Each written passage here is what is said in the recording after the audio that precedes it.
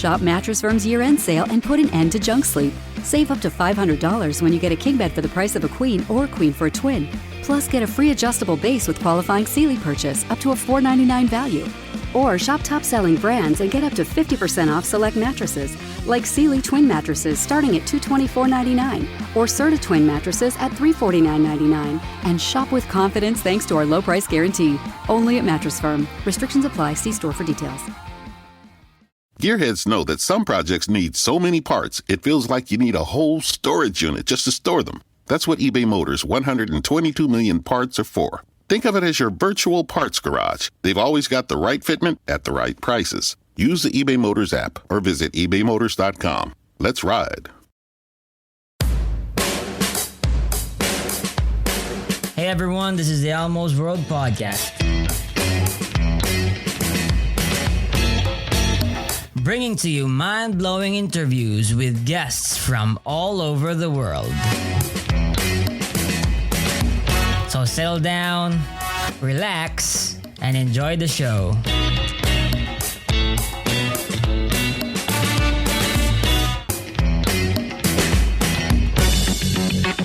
Oh yeah, by the way, if you like the podcast, please support Elmo's World Podcast on Patreon. Your support is what helps the podcast improve more and more.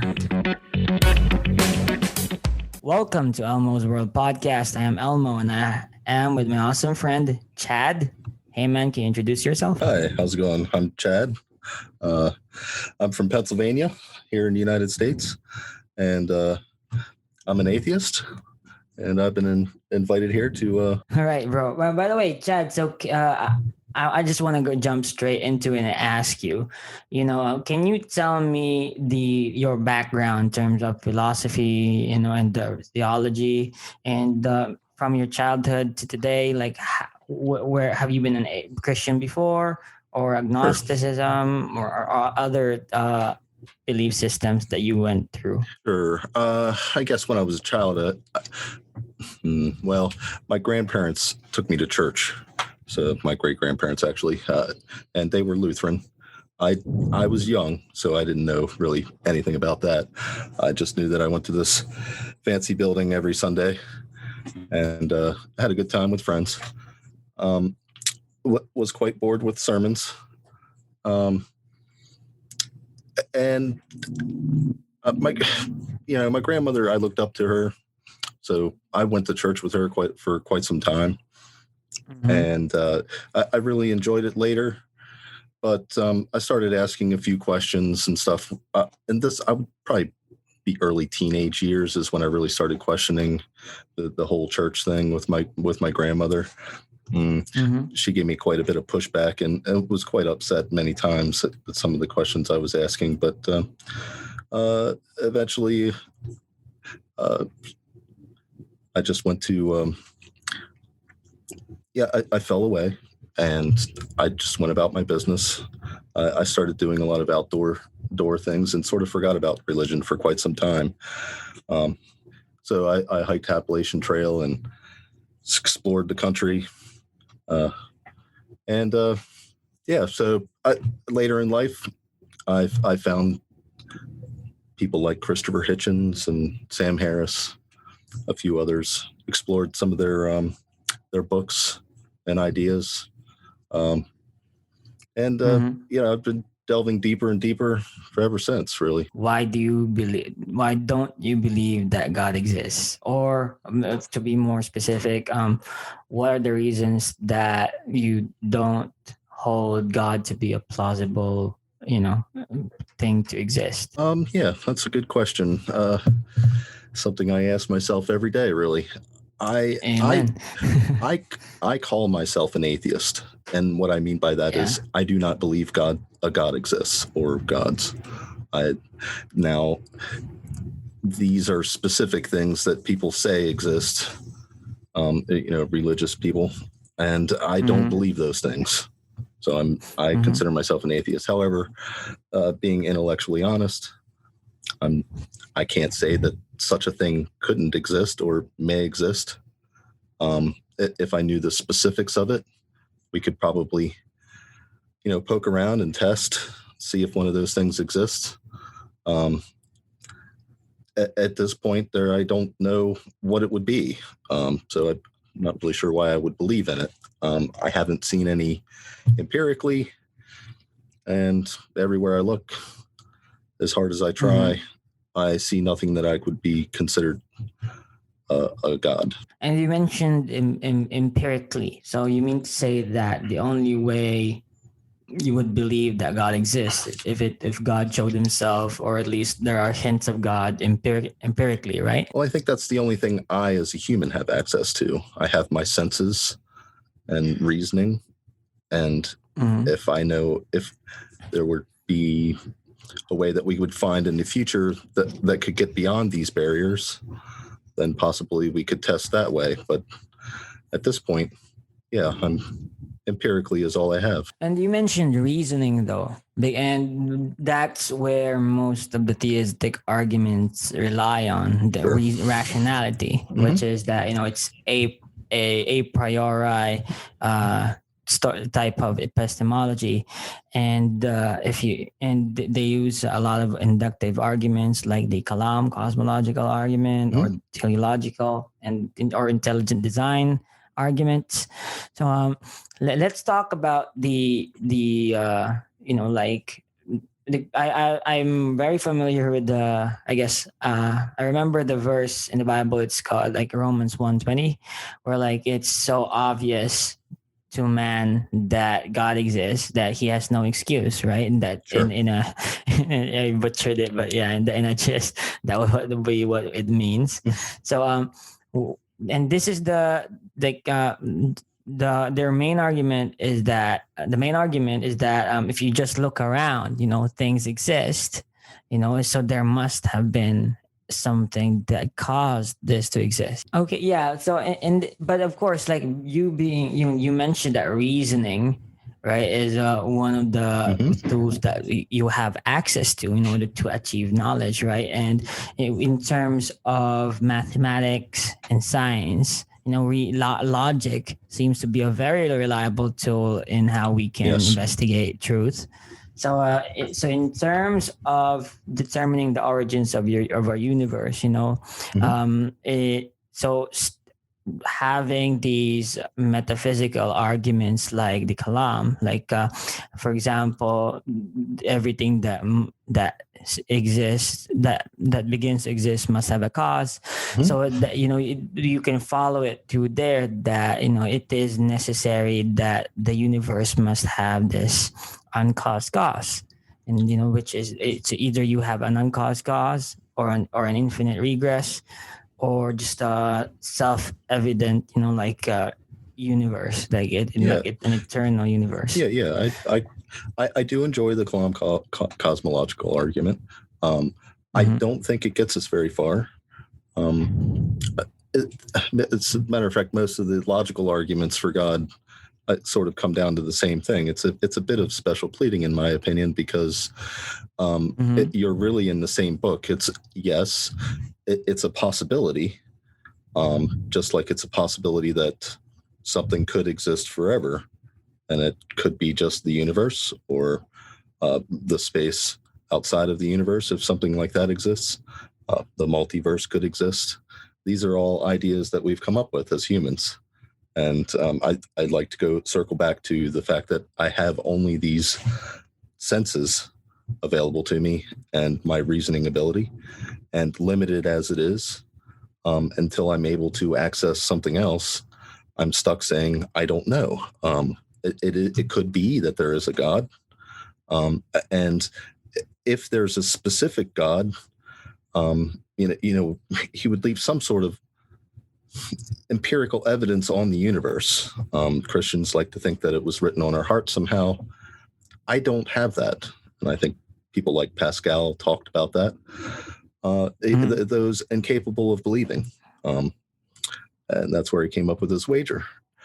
But it's not that I'm incapable of believing. It's that I see no reason to. And as soon as there becomes one, I will be forced to believe it. Well, I guess then that, if you have set a certain standard for yourself of what would be able to convince you that God exists, right?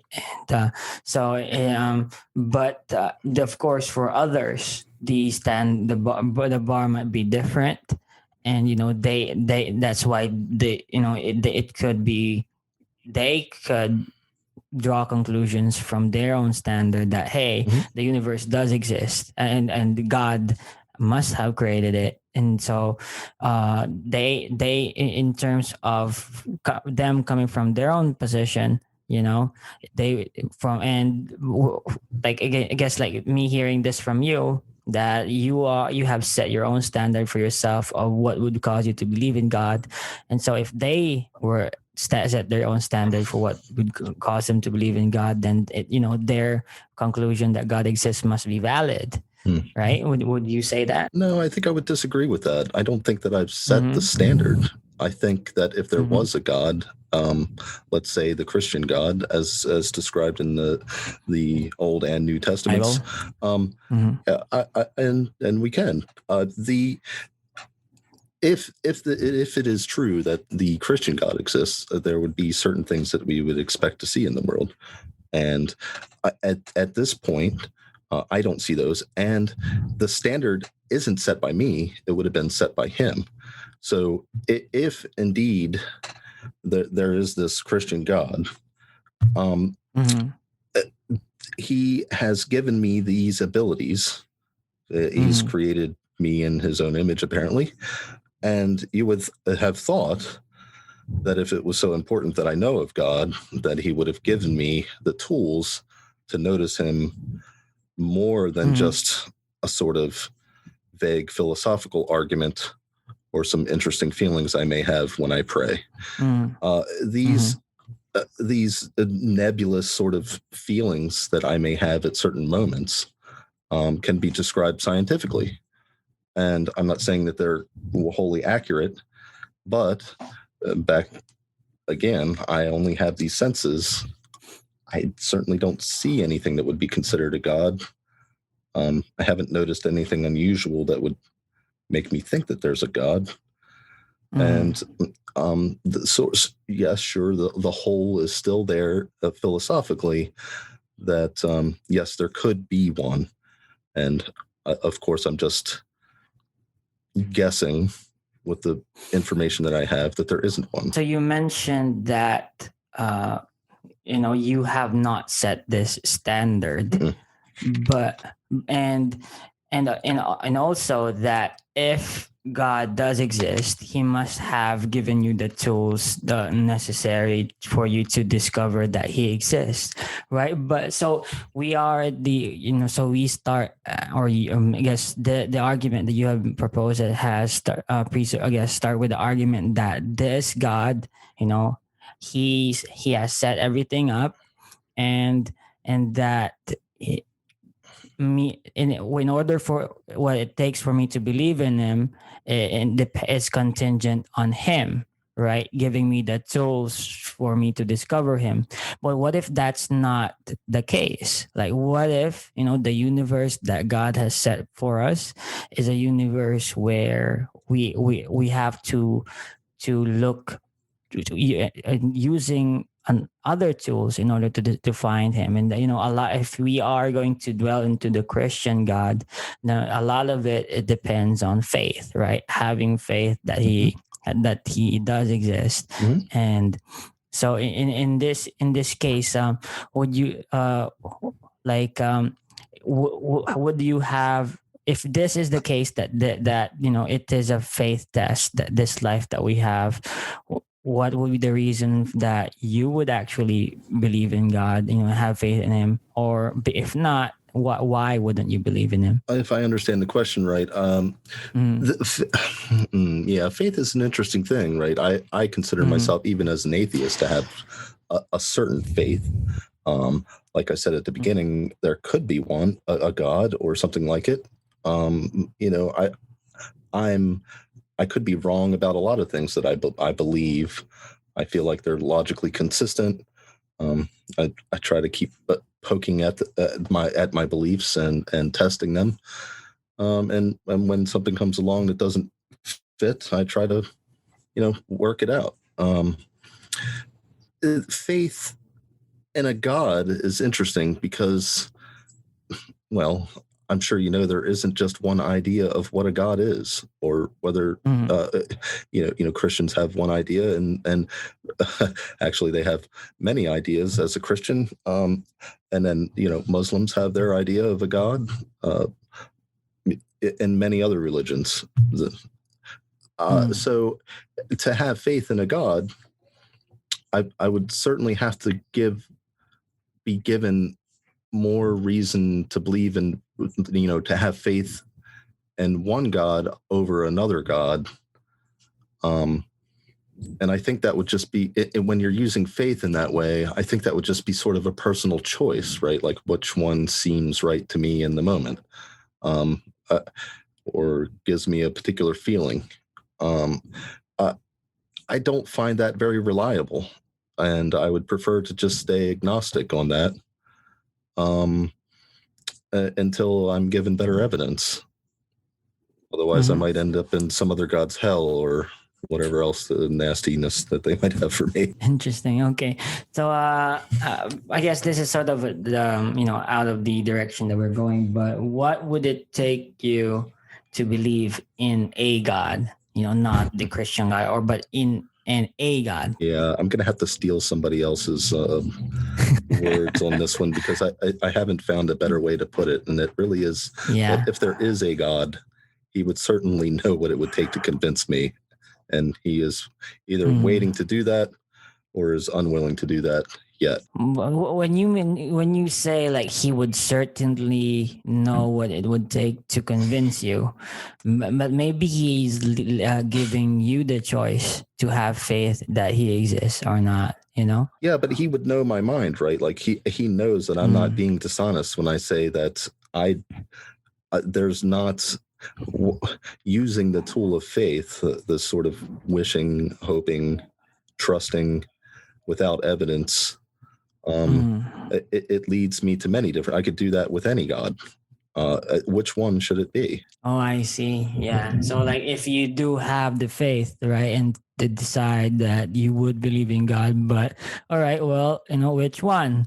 Yes. Okay, there's a all right, but then you don't have, maybe you don't have to choose a specific one, but just like believe that there is a God out there. Start from a starting point and work your way down to do the details.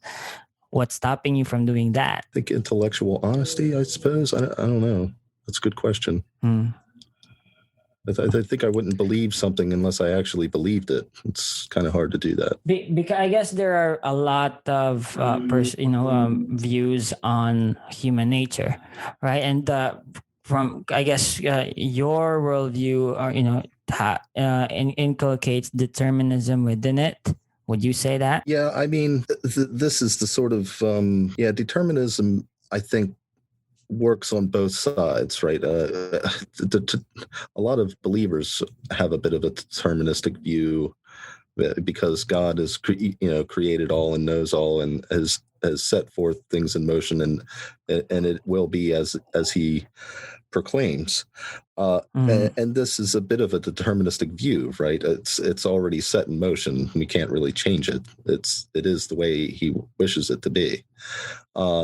However, I have a bit of a deterministic view as a logical and physical point of view. I mean, if physics are generally correct as we know them, certain things have been set in motion and are basically determined for us. We can't change the path of those, and if we do, then we still can't change the path of what's next. So you have a bit of determinism there too. I get it. I got bogged down in the determinist here, but I think it's important to understand that many things in life are set forth for us and are not despite us maybe having free will or not, we don't have control over much of what goes on the universe around us. So in this case, right, do you actually believe that, or live day to day knowing, understanding that we have absolutely no choices in our, and or we're not actually real agents in our universe? Yes, I find it quite freeing, really. I mean, I enjoy just Freeing. yes, absolutely, very freeing because. Can you tell me why? Well, because my evolution, or God, if you wish, has given me the ability to sort of view these things around me and to think about them, and so I find it sort of wondering, like a wonder, an amazement. It's glorious. It's wonderful. But to see all the intricate things around me and to sort of view them and inspect them, to study them. When you say glorious, not in a divine way, or just more like an absurd I mean, way. it doesn't matter how you wish to take it. I mean glorious in the feeling that when one would feel glory, like a glorious moment, like of sort of understanding or victory, or just breaking through a sort of hard problem, the feeling that you get. So in this case though, do we in your worldview, right, we actually don't have any choice, right? Choices don't exist because it is deterministic. I'm not 100% sure. I mean, it seems like we do, but when you keep asking questions and delving deeper into specifics, it really seems like that we don't really. Things just sort of keep happening. We find ourselves in certain situations. It feels like a choice in the moment, but if you go back and really ask yourself, what was the choice? Yeah, and that's a really big question, right? Maybe we could go back to that. So, in any case, right, in any society that exists today, it is practical for us to believe, or at least grant, that each individual, I guess like healthy minded individuals have choices and do make choices where we could hold them accountable, other than of course the mentally insane. Yeah, I mean, we couldn't have a functioning society, so we're other creatures on the earth other than ourselves. So if we want to set a goal of surviving in some sort of reasonable, comfortable way, I think we have to make certain concessions to one another and make sort of some agreements. And we can't just sort of be unruly, or our society would end quite quickly. Yeah. We could all decide that. But would you say that, okay, like I believe that we don't actually have any choices, but in order for us to have a productive and good society, let's pretend that we do have choices, because that's how it seems. Is that the case that in our world today? Sounds pretty pessimistic, dystopian, don't you think? Or like very pessimistic? Maybe I misunderstood you, but no, I don't find it that way. But all right. So in terms of this, then, like, in your daily life, right? Because I'm trying to understand your worldview here. Do you believe that, let's say, like loving, feelings, these are emotional things. Of course, they are irrational, right? A lot of them. Would you say that you are making choices, in loving people and forgiving them, and in how you live your daily life? I'll just jump right on the love, because I think it's the most difficult.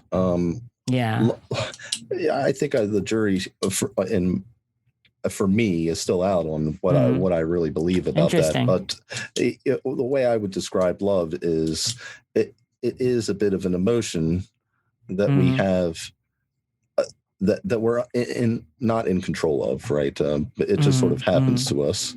But I believe it's quite a bit more complicated than that. If we're talking about the actual relationships between people, then yes, it gets quite complicated, because being married for 10 years, I know that love is not just a feeling. It's something that I must. It's something that I must continually and sometimes daily Mhm. You know, Work on? yeah, well, I'm trying to find the right words here, but yeah, work on works. It's something that I must actively do, right?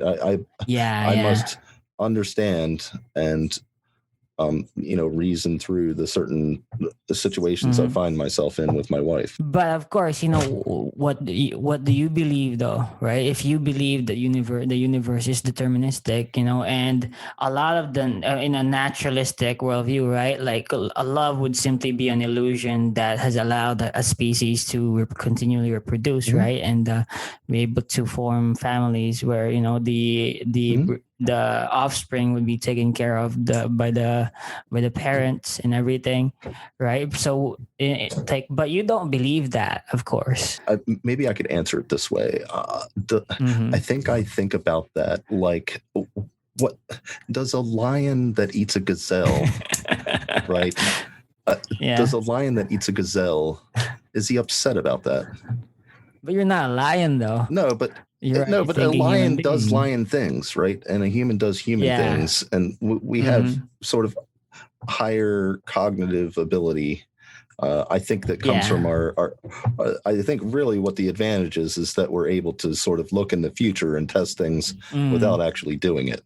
But Mm. by storing a lot of information and then sort of running test programs, if you will, Mm. in our Mm. minds. But you know how much a lion does that, I don't know. But I do.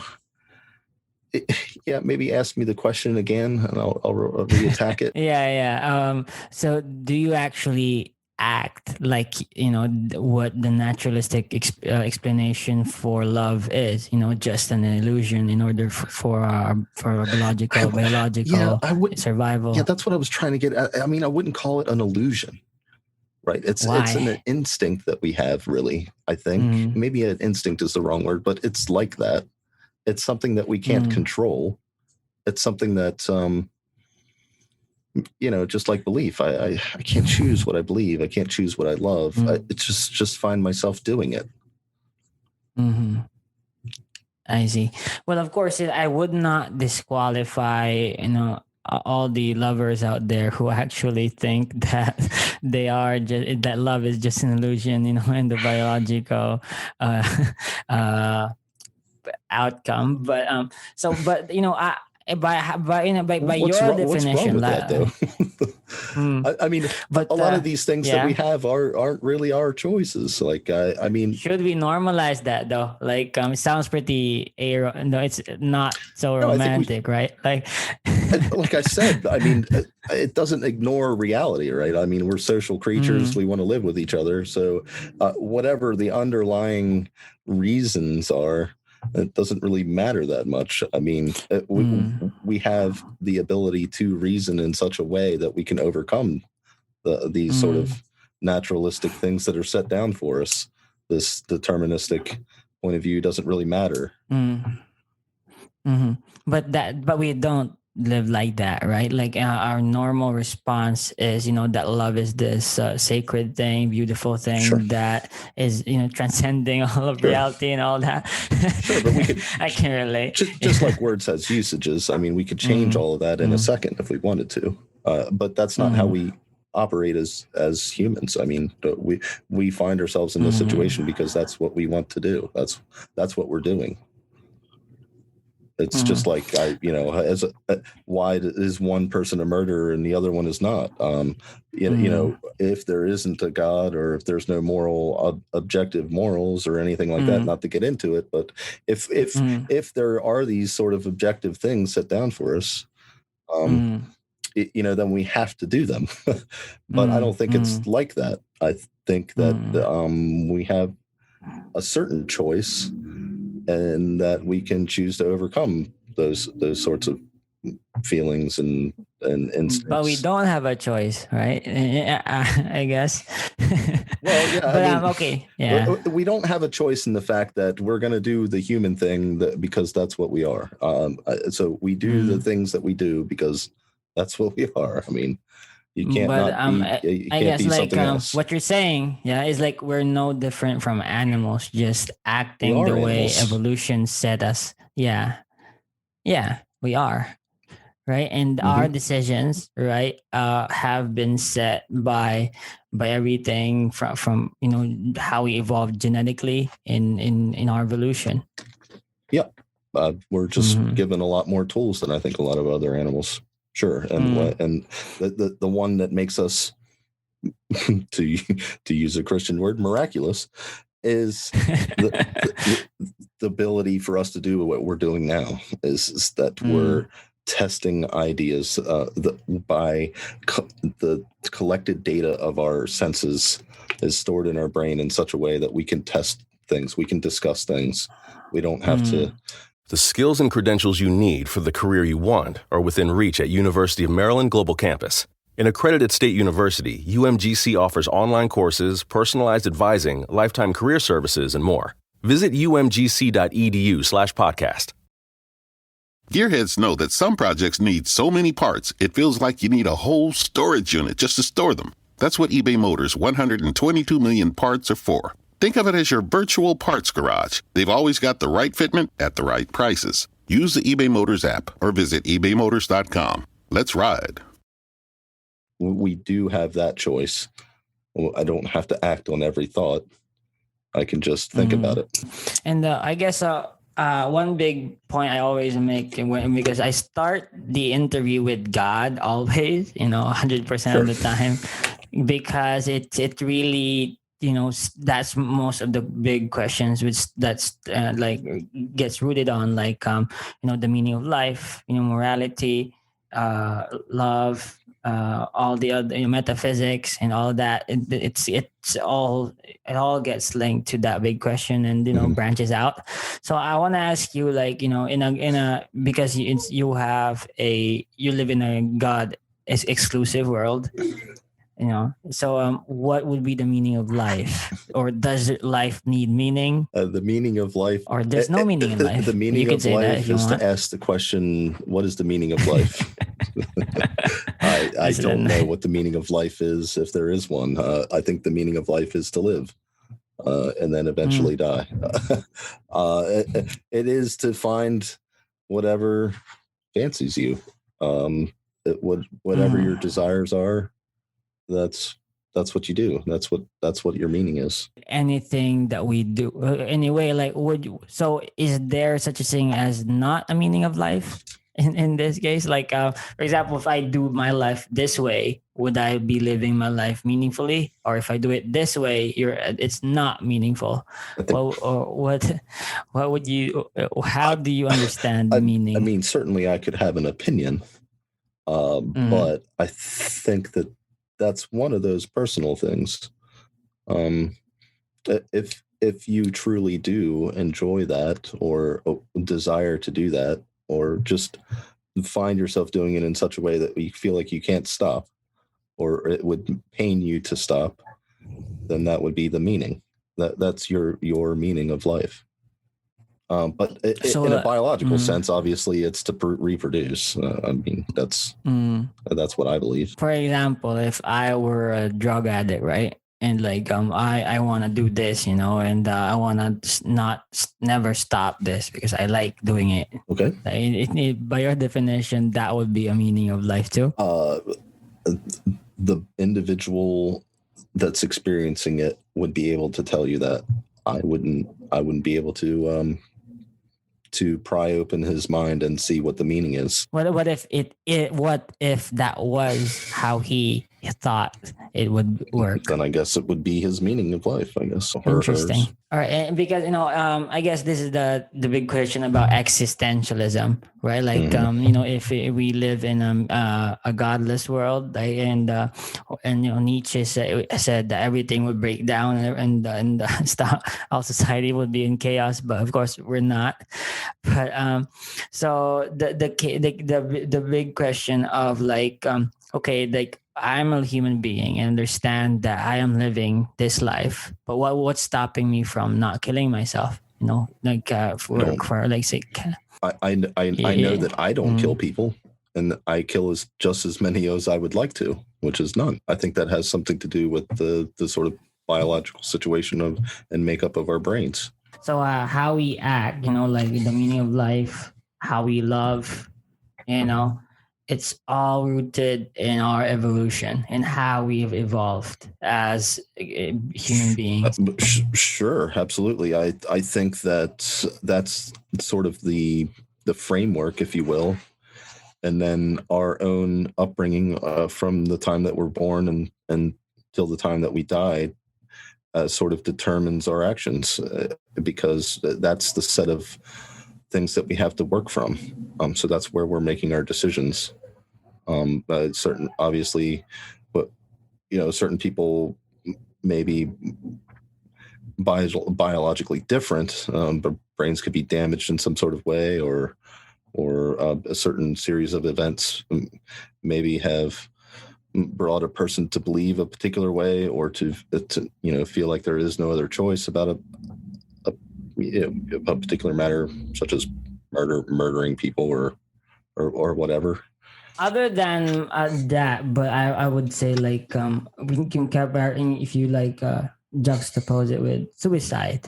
Mm-hmm. Like I could live my life, this way, or I could just end it right now. Like, what's stopping me? Like, is it just my biology? But I want to understand from your perspective, though, like in your life. Yeah, I think I would repeat what I said just earlier. I think that there's a certain set of biology that we are as humans, and that determines a lot of what we do. And then the rest is our environment, nature, nurture. What a person decides to do in any particular moment, or if decide is the wrong word, what a person does in any particular moment is a sort of curiosity. I mean, we can't really predict that all the time. Sometimes we can.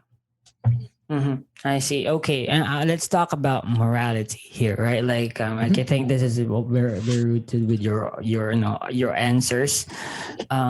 So, do you think that there is an objective good and evil in our universe? This is Certainly absolutely not. wrong.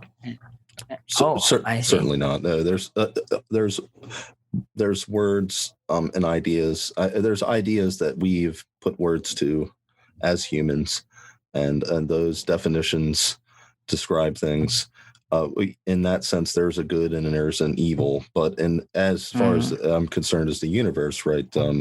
That's as far as it goes. I mean, the universe doesn't give a crap. There's no such thing as good and evil to the universe. Only to us as humans, really. It seems like.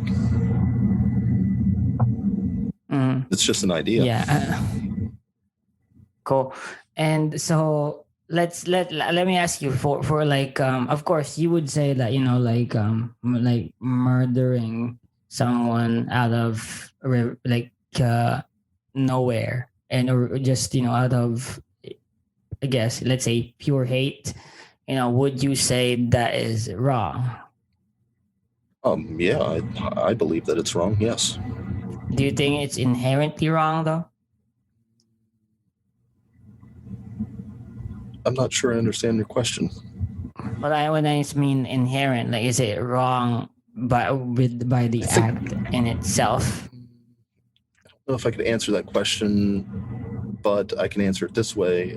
It seems that the majority of us as humans deem that to be a wrong action.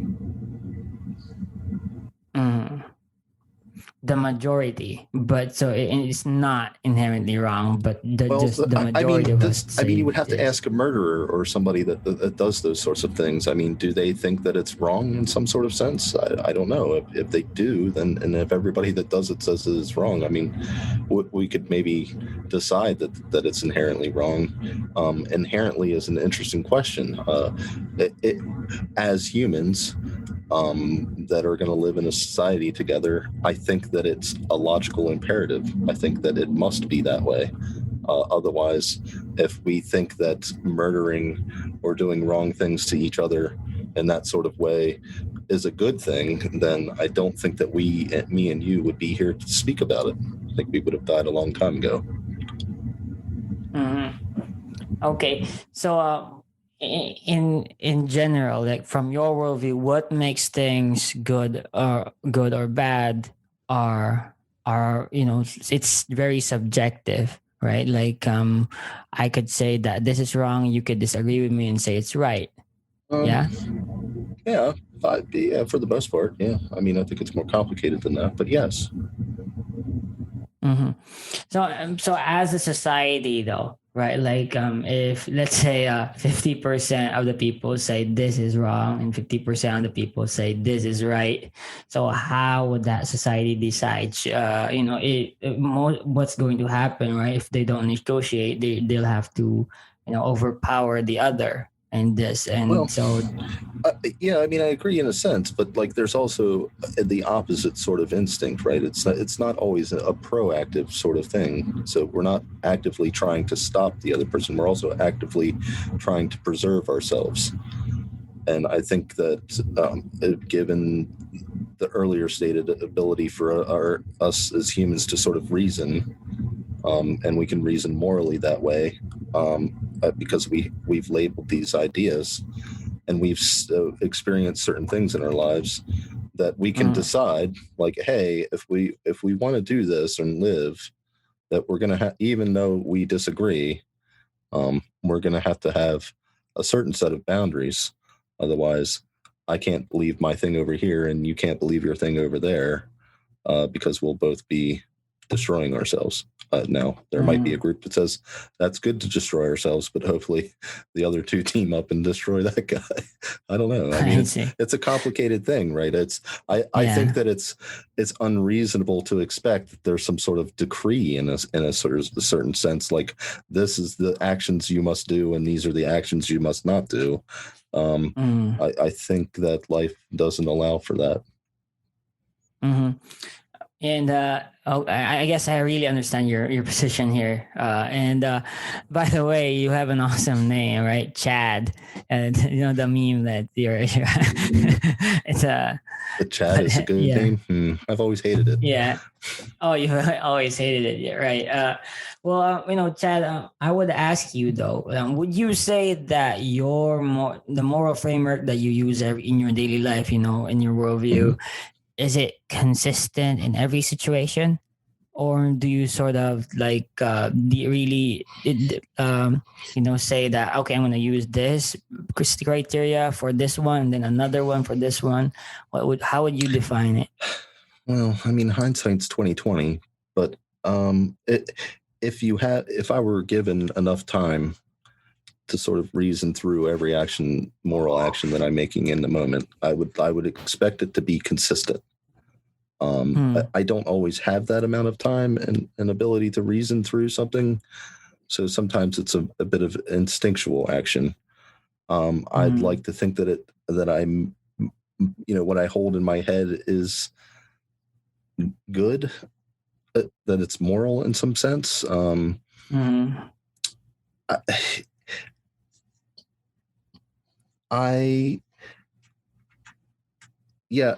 I mean, redirect me a second. I have something to say, but I'm not able to put it in words right yet. Yeah. So just to rephrase the question, right? Like, when in your, like, we are not robots, right? Like, Sure. There's no, like, we don't adhere to this specific programming of moral framework and just abide on it perfectly, of course. But in an ideal world, right, we would like to abide with the moral standard that we have set for ourselves. Like, I guess, like, so my question is, like, would you say that how you would decide on different moral scenarios is consistent, like the tools, the rules that you would use to decide if this is moral, and in a lot of different situations is the same thing. For example, like, there would be a utilitarianist decision, or a consequentialist, or just like virtue ethics, or something like, or different basis for morality. Would you say yours is consistent? I think so. But in the way you described it there, maybe not. Because I'm a bit of a compatibilist that way, but interesting. I like being a slightly determinist, right? A slightly determinist. What does that mean? Well, it's that it's hard to explain, really. I mean, like I said, like I was trying to describe before at the beginning of it, the question, if hindsight's 2020, so yes, I think in my reasoning that my moral decisions are fairly consistent, no matter what the decision, whatever the situation might be. If I were able to give you the sort of set of beliefs that I have morally, you would be able to figure out what I would decide, like what my thoughts are on that. So in that way, I think it would be consistent. But in any given moment, right, we don't have that ability. So whether I'm consistent all the time, I don't know. I think that's all I was trying to point out. So I guess I'm really curious as to why you mentioned being a slightly determinist and being a compatibilist. What does that mean? Like, why is that relevant to the moral question? Well, because I think that we have no choice but to be, to operate in ways that we have some sort of decisions, like moral decision making. Interesting. Okay.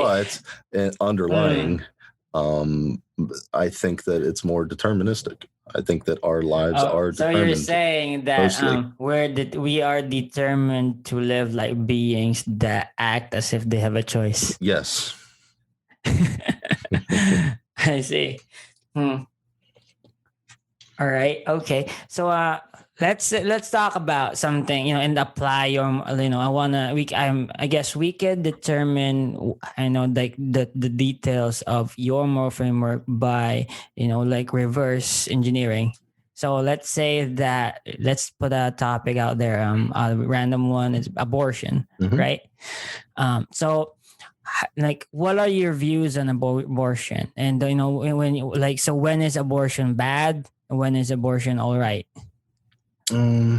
Well, abortion has a definition, so I think I used the foundations of the decision of Roe versus Wade as a sort of like good framework to work from, right? So I think that that particular decision was a fairly morally correct one. I think that the more a human becomes, an entity becomes more human-like, the more we should consider it, give it particular rights. So, as a blastocyst, as some cells, right? I kill more cells just taking a shower.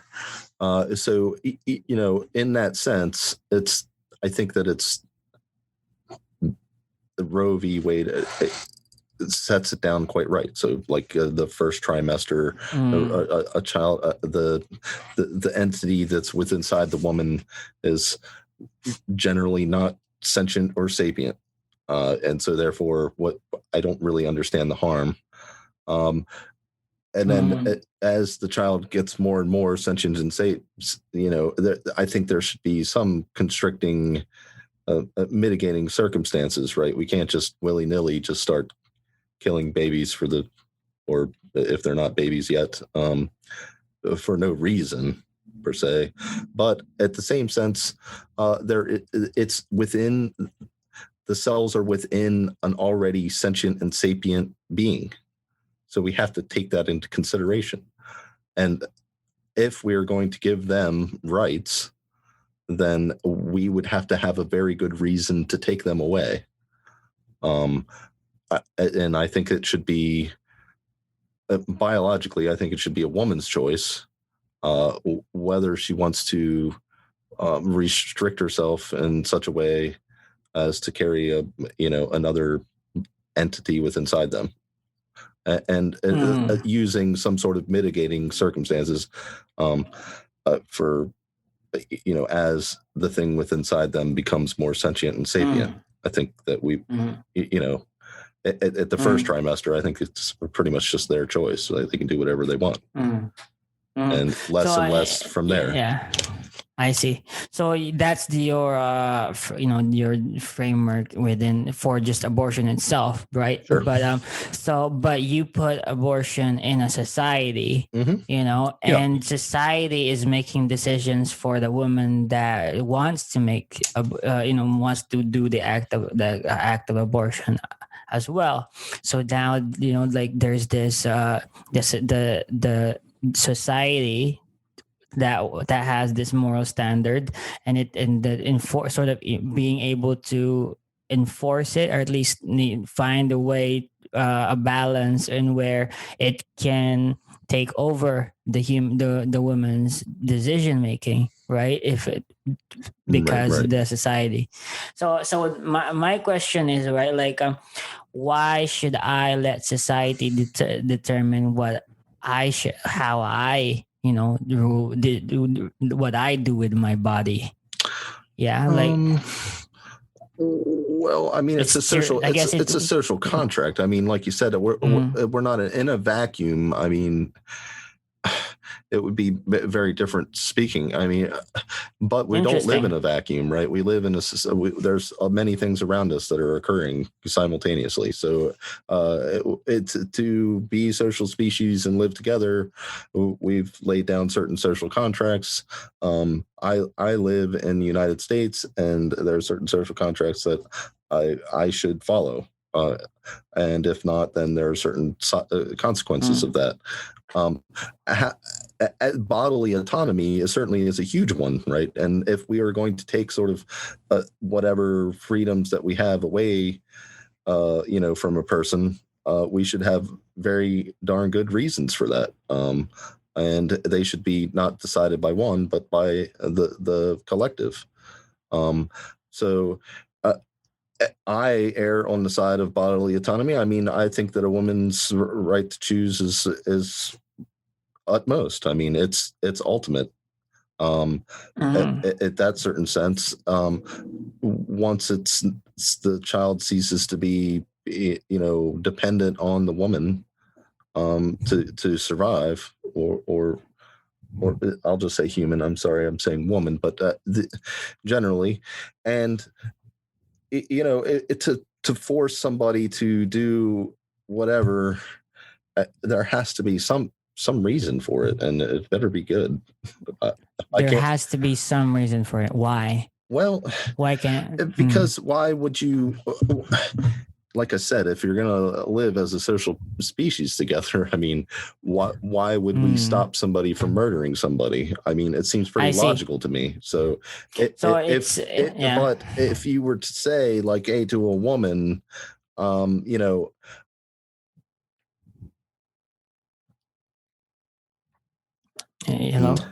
Yeah, I'm sorry. Are you? It's okay. My internet. I apologize. Go ahead, bro. Yeah. It's okay. I think my point is made. I mean, a person's, we've decided it, right? Like, why?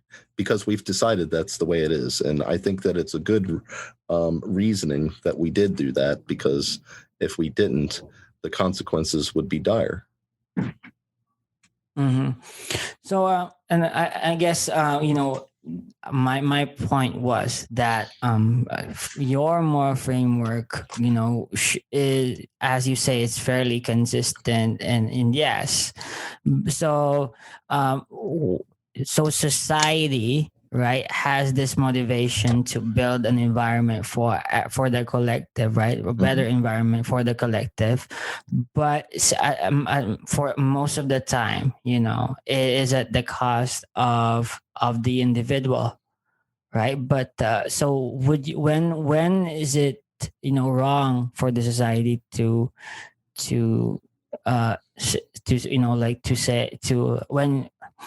when is it wrong for society to when like they're overpowering the individual, like taking too much, restricting the rights of an individual. right? Yeah, When does the collective decide to restrict the individual's rights? Because that's different in every when, situation. I mean, that's why we have the sort of system that we have. I think that it's flawed in certain senses, but I think the idea is right, and it should be able to be updated as our information is updated. Mm-hmm. I see.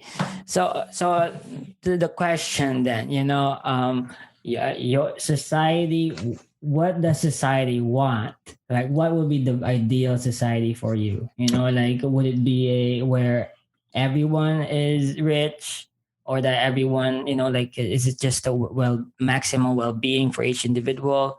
How would you define the ideal society? Looking into the future, maybe.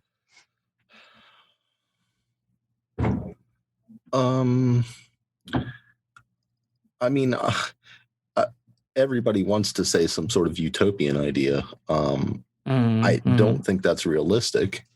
Interesting. It's something that I would. Why? It's something that I would want. But I think that's. I think that what's a good way to put this? We're too primitive in that sense. I think that our instincts go against our. So do you mean to say that we're doomed?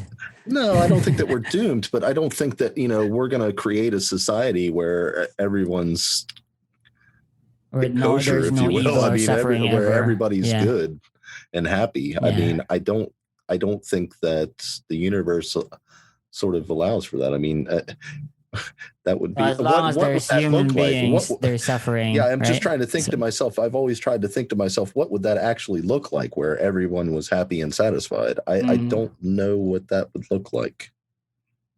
Maybe you don't care. That's okay, right? Like we have. I do care. I just don't know what I can do about it. I do the best I can. I make my immediate people around me as happy as I can, but I mess up even then, right? Right. Yeah. And personally, right, like I would want to fully dive into like thinking, imagining or picturing what the ideal world would be, but like in my life right now, I have to think about things that I would prioritize, right? Which is living month to month or day to day, sure, and finishing school. So how about you, Chad? Like, where is your life going now? What are any your plans? Maybe, like, what's the long goal? To retire and do the things I want to do rather than the things I need to do. Awesome. All right. And Chad, well, is there anything you want to promote on the show? It's been awesome talking to you, man, understanding how you see the world. And, thank you so much for allowing me to pick your brain. It's always a pleasure. I love it. I could do it all the time. So I really enjoyed it. All right. I'm glad that you invited me to do it. All right, thank you. And well, Chad, is there? By the way, is there anything that you want to promote on the show? Maybe. No. I have a group of people that I listen to. It's at NCG Studios. It's a YouTube channel, but yeah, I don't really have anything for myself to promote other than I just love having these conversations. So anybody that wants to have them, I'd be more than willing to have it. That's that pretty much. All right, awesome. Oh, by the way, before I let you go, so what do you think about these philosophical discussions, or maybe religious ones? Because it does get repetitive, but why would you say you enjoy them? Because it's really just, what else is there to talk about? I mean, these are the questions, right? The philosophical questions have been going on since humans have been able to sort of speak, if you will. And the reason why is because these are important questions to humans. But in the end, though, like I just want to make this point before we end. Like in the end, right? Like it all comes to might is right. Yeah, like for example, it's even if you argue with the government or or a group of people, in the end, it's if they got a gun in your head, you have to follow them, right? No. Or no. No, ultimately you have the choice to live or die. And that's the only choice we really have then, if it's brought down to that. But if you brought up this right at the end, this is a very interesting question that we could talk an hour about. All right. Easily. Well, that's a cliffhanger there, and I hope that Chad can come on next another time and talk about that. All right. Yes, sir. Chad, it's been awesome having you on. Thank you so much. Have a great day. All right, thanks. So that's the end of it. Thanks for tuning in, guys. This is your host, Elmo Ador Jr. And thank you for listening in. And please subscribe. Please follow us on Facebook. Please follow this. Please. Thanks.